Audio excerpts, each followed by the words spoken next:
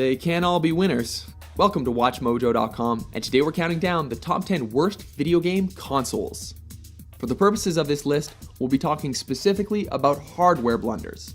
The Xbox 360's Red Ring of Death has been covered, to death, but the 360 was popular and successful despite these flaws. Nothing you're gonna see on this list came close to that. Are we gonna see the games or what? Show me! Number 10, the Magnavox Odyssey. Capable of incredibly primitive graphics consisting of squares, this 1975 system was best known for Pong and the gimmick of placing a plastic overlay over your television. Capable of only creating squares, scorekeeping was up to you. With everyone believing that it only worked with Magnavox televisions, Atari swept in to claim the market. This ancient system would be higher on our list, but we're cutting it some slack for its age. Odyssey, a new dimension for your television, now at your Magnavox dealer. He's listed in the yellow pages. Number 9, Gizmondo. Released in 2005 and on the market for only a single year, this phone console flirted with two things gamers hate: a high price and advertisements. Selling for $400, gamers could choose to pick up a $299 version, which forced them to watch so-called smart ads. That's right, you'd be forced to watch advertisements to subsidize the cost. With only 8 games released, it fell hard. Number 8, Laseractive. Released in 1993 and discontinued in 95, this multi-platform console put all of its eggs in the Laserdisc basket. Yeah, I've never seen one of those either. On top of that, the system couldn't play certain games without a boatload of expensive extras in the form of 3 added modules, bringing the total retail cost to a whopping $2,500. Yeah, you heard me. All that for graphics that were merely on par with other systems, and no games to play on it equaled a lot of fail. Number 7, Pippin.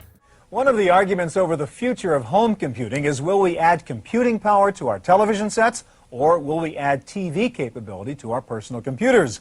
Apple is betting that the TV will be the preferred viewing device with a new approach to home computing called Pippin. Are you a die-hard Apple fan hoping that they will release a home console? Well, it turns out that they've been there and done that. In fact, Apple collaborated with Bandai to bring this to the US market in 1996.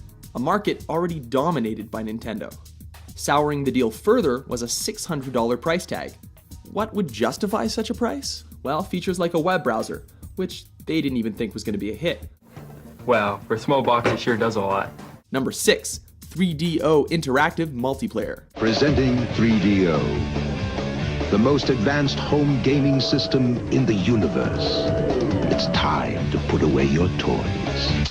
This 1994 console not only distanced itself from the idea of fun, but also retained its staggering $700 retail price until the bitter end. And bitter it was. CD-ROMs with interactive movies were just too primitive. All in-game action was based on time prompts instead of actual gameplay. Fail. Cool. The real 3DO system from Panasonic. Number 5, Atari Jaguar.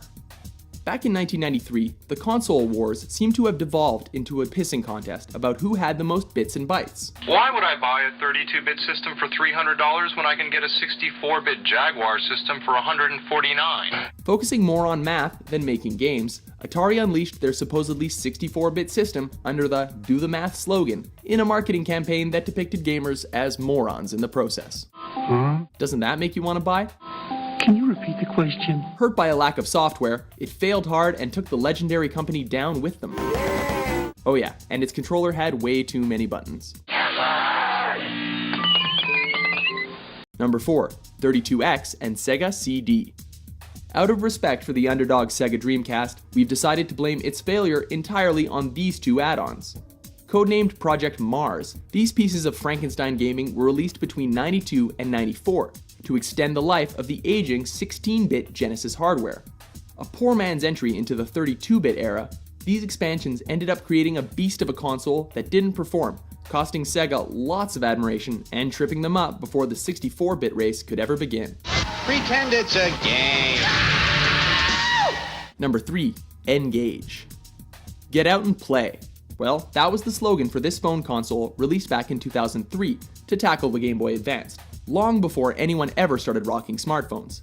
Resembling some sort of space taco, this one failed in large part to being a phone first and gaming device second. It was unappealing as both, with its tiny screen and minuscule library of games.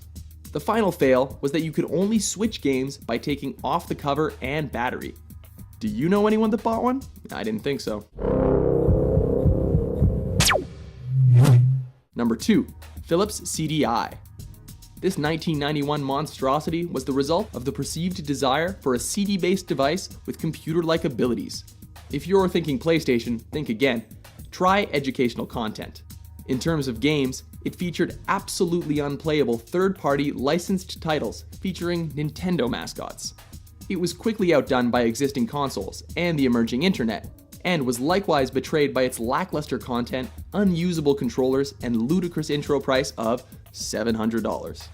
Oh, Philips, Phil Hartman, and we still don't get it. Trust me, babe, I know about this CDI stuff. Number 1, Virtual Boy.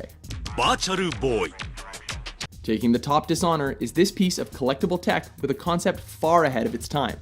Released in 1995, Nintendo's pursuit of the third dimension meant sacrificing such basic things as color, non-wireframe 3D graphics, and a proper game library, with gamers forced to submerge themselves into a headgear-bound world of red monochrome, strained eyes, and a stiff neck were all that gamers were ever left with. Virtual Boy. 販売店でぜひお試しください。 Agree with our list? Do you have a dent in your bank account from any of these disasters? For more entertaining top 10s, be sure to subscribe to WatchMojo.com. That's all for now. I'm Rich Quattrone, and for all of us here at Zoom, bye-bye.